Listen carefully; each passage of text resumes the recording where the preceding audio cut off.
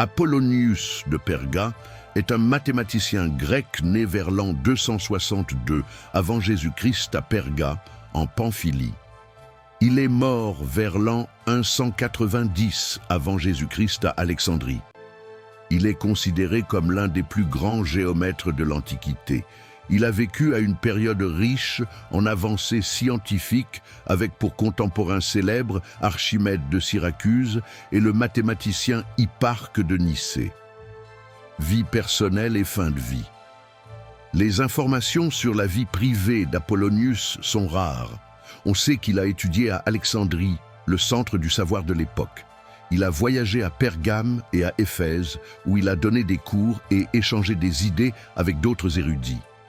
La fin de sa vie se déroule à Alexandrie. Découverte et ouvrage majeur, Apollonius est surtout célèbre pour son œuvre majeure, les coniques. Cet ouvrage monumental en 8 livres présente une théorie complète sur les sections coniques, c'est-à-dire les ellipses, les paraboles et les hyperboles. Il a donné à ces courbes leur nom moderne et a démontré leurs propriétés géométriques. Son travail est tellement complet qu'il est resté la référence sur le sujet pendant des siècles. Il a également écrit sur l'astronomie, l'optique et la théorie des nombres. Ses travaux ont contribué à l'évolution de la géométrie et ont posé les bases des recherches futures dans ce domaine. Avancées en mathématiques. Les contributions d'Apollonius aux mathématiques sont nombreuses.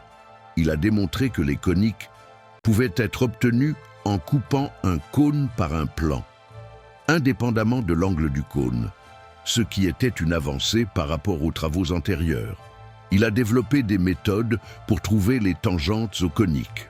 Il est aussi crédité du théorème d'Apollonius, qui est une formule mathématique reliant la longueur d'une médiane d'un triangle aux longueurs de ses côtés.